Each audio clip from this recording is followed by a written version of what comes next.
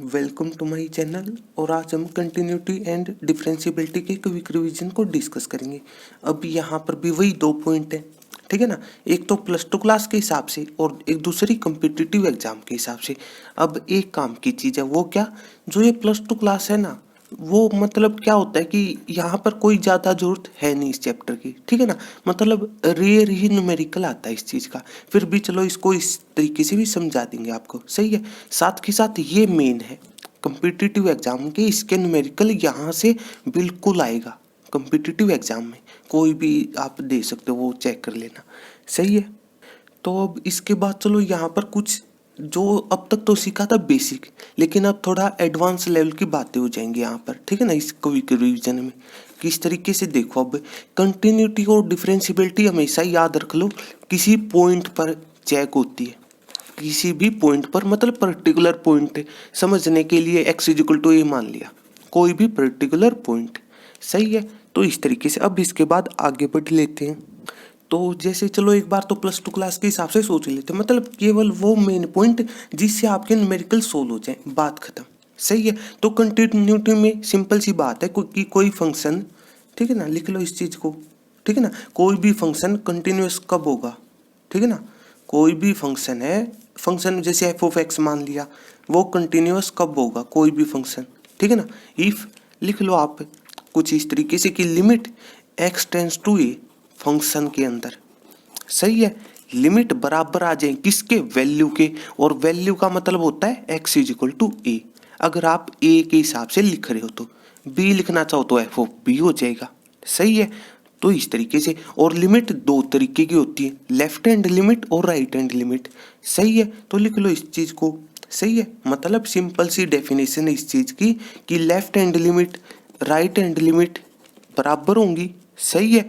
यहाँ से तो सिंपल सी ये बात है, मतलब लिमिट एग्जिस्ट करती है इस चीज का, तो ये मतलब है, सही है। और अगर यही रिजल्ट वैल्यू के भी बराबर हो जाए, मतलब x=a के हिसाब से बात हो रही है, ठीक है ना, तो फंक्शन कॉन्टिन्यूस हो जाएगा, सही है। इस बात का ये मतलब है कि कंटिन्यूस की वैसे टाइप्स थी, ठीक है ना। मतलब वो फर्स्ट काइंड की है, सेकंड काइंड की है, ठीक है ना। वो आप जो प्लेलिस्ट है इस चीज़ की वहाँ पर चेक कर लेना, ठीक है ना। मतलब मेन पॉइंट में तो उस चीज़ की कोई ज़रूरत है नहीं, मतलब वहाँ से न्यूमेरिकल नहीं आता, इसलिए कही ये बात। अब इसके बाद तो बस डायरेक्ट ही कह दो आप, लिमिट x → a, लेफ्ट का मतलब लेफ्ट, जैसे रियल नंबर लाइन के हिसाब से समझना चाहो, जैसे बीच में a है, सही है, लेफ्ट में नेगेटिव नंबर इस हिसाब से, और राइट में पॉजिटिव नंबर, तो लेफ्ट में नेगेटिव, तो नेगेटिव का मतलब ये रहेगा, सही है। और f(x) एज इट इज, ठीक है। राइट हैंड लिमिट में लिमिट x → राइट में पॉजिटिव नंबर, तो a पॉजिटिव हो जाएगा और फंक्शन एज इट इज, सही है, और वैल्यू के बराबर। तो इस चीज का ये मतलब है कि फंक्शन कॉन्टिन्यूस कब होगा, जब लिमिट बराबर हो किसके, वैल्यू के, बात खत्म। ये कह दो डायरेक्ट। लिमिट दो तरीके की होती है, वो एक अलग बात है। तो इस तरीके से, तो अब इसी तरीके से चलो एक बार डिफरेंशियबिलिटी की और बात कर लेते हैं, ठीक है ना। मतलब केवल +2 क्लास के हिसाब से बात हो रही है अब तक, मतलब कितना सोचना आपने, ठीक है ना। डिफरेंशियबिलिटी में वही चीज़ है क्या, कि लेफ्ट हैंड लिमिट, लेकिन यहाँ पर डेरिवेटिव हो जाएगा, left hand derivative right hand derivative के बराबर हो, बात खत्म, सही है। एक फॉर्मूला होता है कुछ इस तरीके से कि लिमिट x → सही है, लेफ्ट का मतलब नेगेटिव, सही है, राइट में पॉजिटिव हो जाएंगे, ए पॉजिटिव, मतलब डिफरेंशियबिलिटी भी किसी पर्टिकुलर पॉइंट पर चेक होती है, इस बात का ये मतलब, अगर एक हिसाब से लेके चल रहे हो तो। एक फॉर्मूला कुछ इस तरीके से f(x) - f(a), सही है, डिवाइडेड बाई x - a, यहाँ पर भी वही रिजल्ट रहेगा, फंक्शन एज इट इज रहेगा, सही है। तो इस तरीके से, ठीक है ना, मतलब ये केवल फॉर्मूला और कुछ भी नहीं करना आपने। इससे अगला स्टेप क्या होता है, लेफ्ट हैंड डेरिवेटिव में तो पुट होता है कौन, x, किसके बराबर, a - h, मतलब a में से कुछ कम, लेफ्ट में जैसे a की वैल्यू थोड़ी देर के लिए 2 सोच ली, तो लेफ्ट में तो छोटा नंबर होगा, मतलब सोच लिया 1.9 है, मतलब 2 से कम, तो कम के लिए माइनस साइन, बात खत्म। इसी तरीके से राइट हैंड डेरिवेटिव में पुट करेंगे x को, लेकिन अब की बार a + h हो जाएगा, मतलब राइट में थोड़ा बड़ा नंबर, चलो सोच लिया 2.1, इस तरीके से, सही है। और यहाँ पर लिमिट बदल जाएंगी किस में, जब ये चीज पुट करोगे x is equal to a minus h. सही है, तो यहाँ से आ जाता है रिजल्ट h टेंस टू 0। तो इस तरीके से, और इसके बाद केवल कैलकुलेशन, मतलब इसके हिसाब से सोचना होता है। सही है, एक बार इसके हिसाब से। सही है ना, तो मतलब लिमिट यहाँ पर भी बदलेगी h tends to 0, function as it is, केवल कैलकुलेशन बच जाती है। मतलब ये टोटल +2 क्लास में इतना सोच लेना, सारे न्यूमेरिकल सोल्व हो जाएंगे। सही है, अब चलो कुछ बातें न्यूमेरिकल के हिसाब से भी बता देते हैं आपको, देखो किस तरीके से। तो अब जैसे चलो लिख लो इस बात को भी न्यूमेरिकल के हिसाब से। सही है, देखो किस तरीके से। अब यहाँ पर थोड़ी एडवांस लेवल की बात कर लेते हैं। देखो किस तरीके से, एग्जाम्पल के लिए सोच लो, जैसे आपने कोई फंक्शन है, सोच ले ये है x² - 4 डिवाइडेड बाई x - 2, ठीक है ना, लिमिट x टेंस टू 2, मतलब कॉन्टिन्यूस के हिसाब से सोच लो किस तरीके से। देखो अब, ठीक है ना, अब यहाँ पर इस टाइप सिंपल सी बात है, न्यूमेरिकल को केवल और केवल आपने सिंप्लीफाई करना होता है। इस बात का मतलब अगर आपने डायरेक्ट x की वैल्यू यहाँ पर 2 है जैसे, ठीक है ना, इस फंक्शन के अंदर x की वैल्यू 2 रखी, क्या होगा, 2 का स्क्वायर 4, 4 - 4 0, ऊपर 0 डिवाइडेड बाई नीचे x की जगह 2 रखना है, तो 2 - 2 0, मतलब ये फॉर्म होती अनडिफाइंड। अब ये भी तो पता होना चाहिए ना आपको कि न्यूमेरिकल मतलब सिंप्लीफाई करना ही क्यों होता है। वो सिंप्लीफाई करने के अलग अलग तरीके हो सकते हैं, जैसे फैक्टर बनाने हो सकते हैं, मतलब इस न्यूमेरिकल को कुछ इस तरीके से सोल्व किया जाता है। ये 4 को क्या लिख सकते हो, 2 का स्क्वायर, ऊपर है a² - b², ऊपर है a² - b², उसका फॉर्मूला होता है a - b into a + b, मतलब दोनों का सम और दोनों का डिफरेंस की मल्टीप्लाई है। इस तरीके से लिमिट अब भी है, लिमिट नहीं सोल्व की, सिर्फ फंक्शन सोल्व किया अभी तक। ये फैक्टर कैंसिल हो जाएगा, तो क्या बचा x + 2। अब रख के देख लो x की वैल्यू 2, तो x की जगह 2 रखेंगे, 2 + 2 4, मतलब अब तंग नहीं कर रहा, तो ये रिजल्ट है। मतलब जब ये चीज सोल्व ही क्यों होती है, कोई भी एग्जांपल ले सकते हो यहाँ पर समझने के लिए, मतलब जब इस टाइप की फॉर्म आ जाए, और इनको कहा जाता है इनडेटर्मिनेंट, ठीक है ना, या फिर इनडेटर्मिनेट को, वो आपकी चॉइस है। और ये 7 फॉर्म होती है। सही है, या फिर सिंपली अपने वर्डों में कह दो कि जो अनडिफाइंड हो, अनडिफाइंड को, या फिर नॉट डिफाइंड। सही है, एक बार चलो उनको लिख और लो, ठीक है ना। 0/0 फॉर्म होती है, एक होती है इन्फिनिटी माइनस इन्फिनिटी, ठीक है ना। इसके बाद 1 की पावर जैसे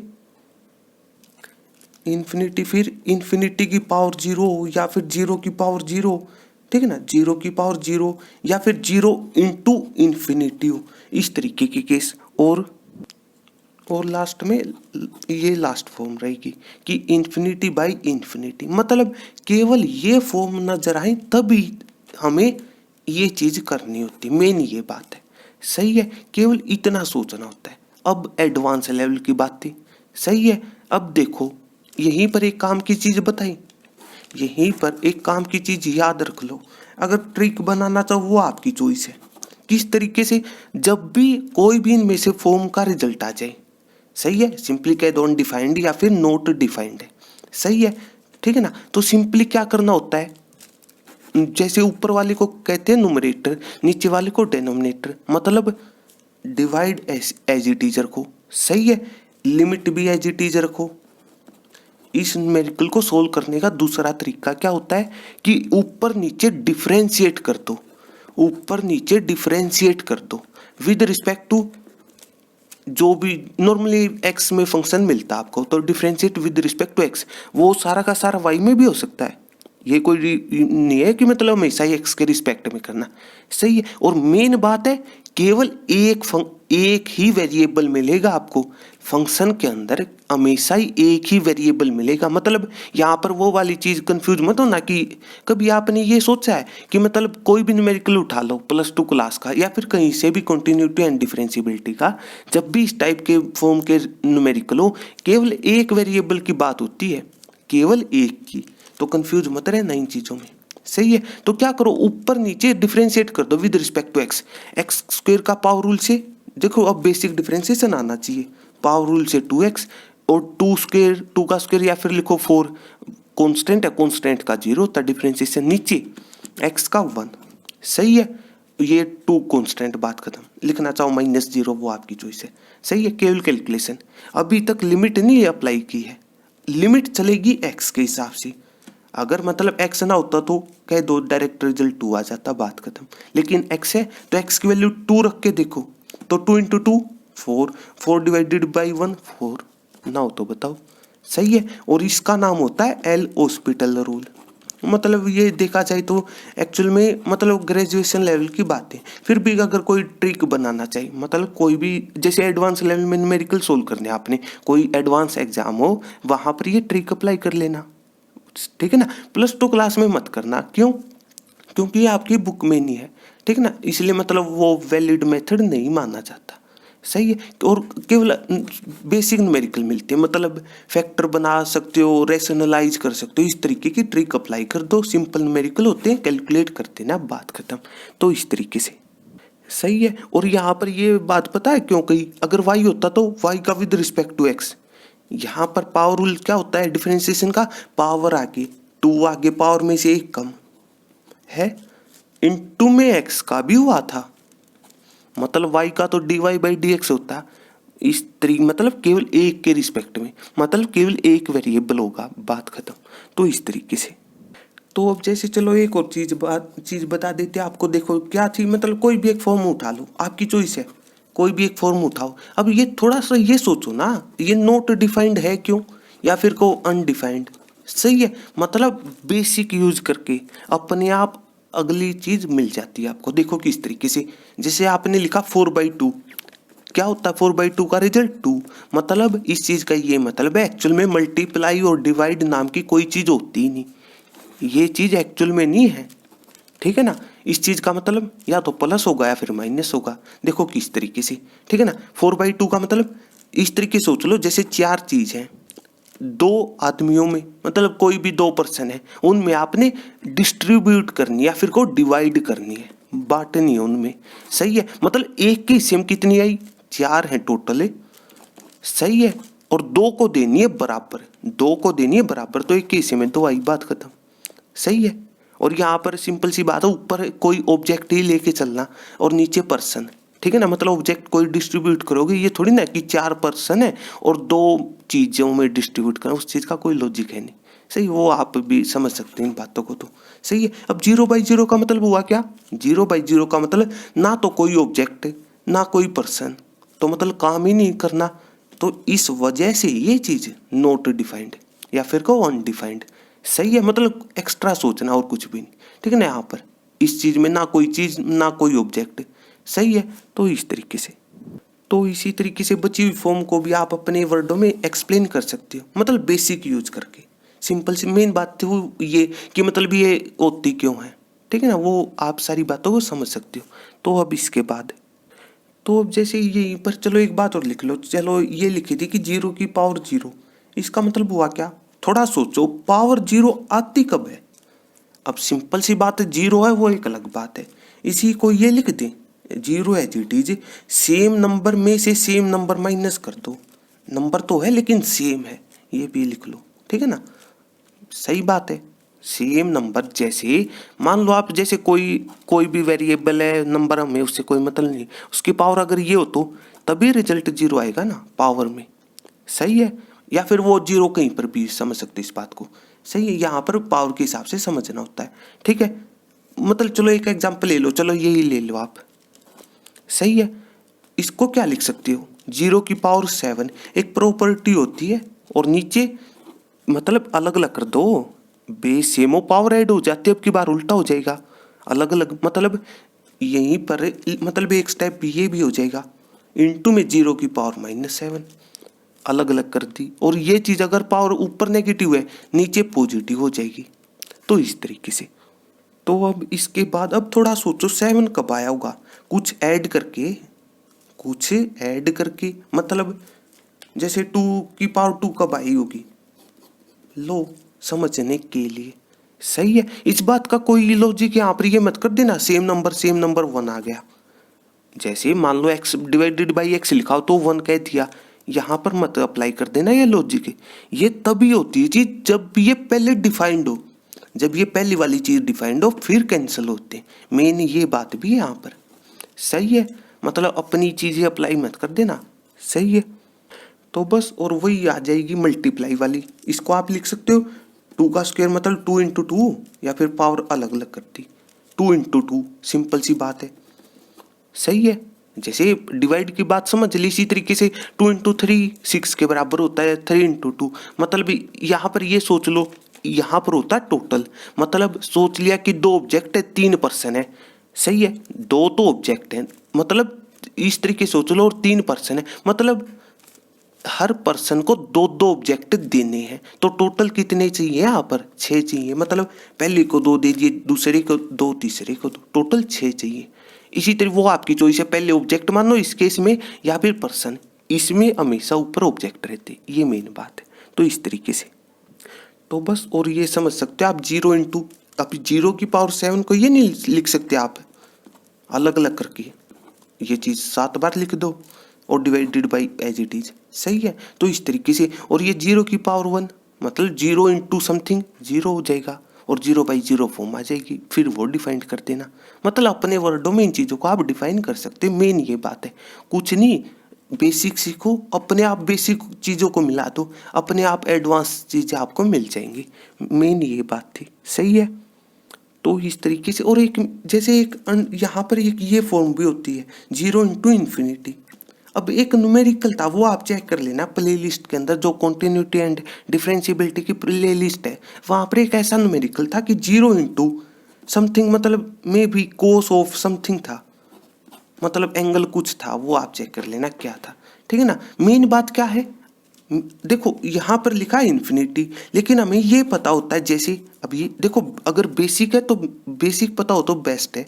साइन थीटा और कोस थीटा -1 से 1 के बीच में लाई करते हैं, और ये वैल्यू भी इंक्लूड होती है, इसलिए क्लोज इंटरवल, मेन बात, सही है। तो मतलब यहाँ से हमें फाइनाइट वैल्यू मिलेगी, मतलब ना कि इन्फिनिटी मिलेगी, अलग अलग चीज़ है। और इसी वजह से इस चीज़ का रिजल्ट 0 आया था।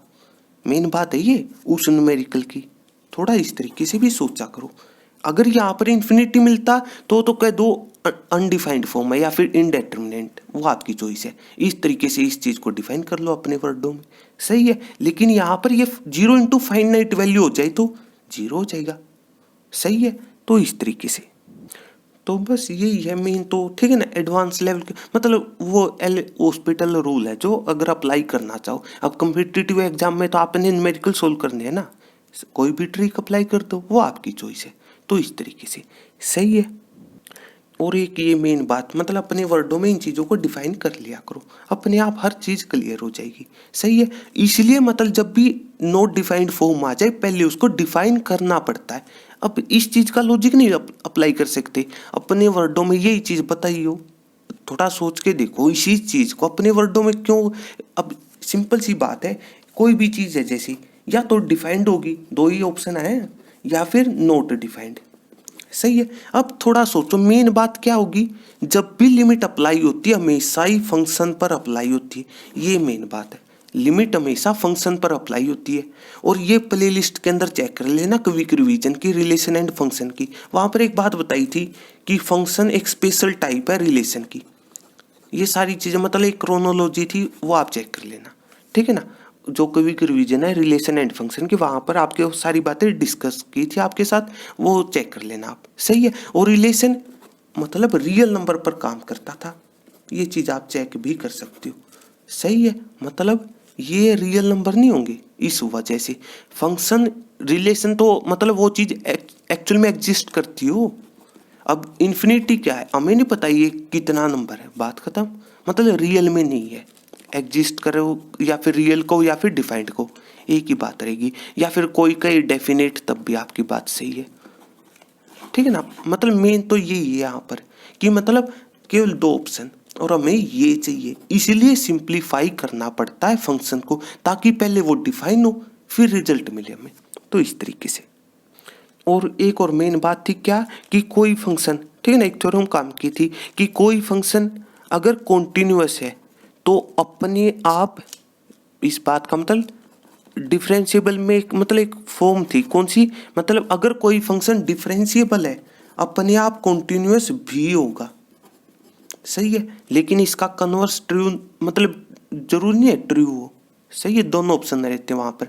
मतलब कोई फंक्शन सिंपली कॉन्टिन्यूअस है, वो जरूरी नहीं कि डिफरेंशिएबल हो, उसके पास दोनों ऑप्शन रहते हैं, सही है। मतलब इस टाइप का भी एक स्पेशल न्यूमेरिकल था क्या, मतलब सिंपली में भी इस टाइप का था कि ए और बी की वैल्यू निकालो, सही है। मतलब कब, जब फंक्शन क्या हो, डिफरेंशिएबल, सही है। मतलब उसमें दोनों चीजें अप्लाई करनी पड़ती हैं इस थ्योरम का यूज करके। मतलब कि फंक्शन अगर डिफरेंशिएबल है तो वो लेफ्ट हैंड डेरिवेटिव और राइट हैंड डेरिवेटिव से न्यूमेरिकल सोल्व कर लिया। लेकिन दूसरी चीज भी होगी, क्योंकि अगर कोई फंक्शन डिफरेंशिएबल है वो कॉन्टिन्यूअस भी होगा। मतलब वो कॉन्टिन्यूटी वाली चीज अप्लाई कर देना, left hand limit right hand limit और वैल्यू बराबर हो, तो इस तरीके से। तो अब इसके बाद चलो +2 क्लास के हिसाब से एक और काम की चीज बता देते हैं आपको, ठीक है ना। मतलब जब भी मॉडुलस फंक्शन आ जाए, जब भी मॉडुलस फंक्शन आ जाए, या फिर को ग्रेटेस्ट इंटीजर, ठीक है ना, ग्रेटेस्ट इंटीजर फंक्शन आ जाए, मॉडुलस का तो ये सिंबल रहता है, ग्रेटेस्ट का ये होता है। मतलब ये एक्चुअल में क्या होती है, इनकी डेफिनेशन की बात करना चाहो तो प्लेलिस्ट में इस टाइप का कोई न्यूमेरिकल चेक कर लेना, कॉन्टिन्यूटी का जो चैप्टर है, सही है, वहां से आपको सारी चीजें क्लियर हो जाएंगी, ठीक है ना। तो या फिर को more than one rule, more than one rule, तो वहां पर सबसे पहले पॉइंट फाइंड आउट करना पड़ता है, मतलब कहाँ पर आपने, या फिर कह दो जब भी ये फंक्शन आए ना डिफाइन करने पड़ेंगे, बात खत्म। जब भी मॉडुलस को या फिर ग्रेटेस्ट इंटीजर, मॉडुलस फंक्शन में तो डिफाइन वाली बात होती है, ग्रेटेस्ट इंटीजर फंक्शन में डिफाइन नहीं करना पड़ता है, सोचना पड़ता है, मेन ये बात है।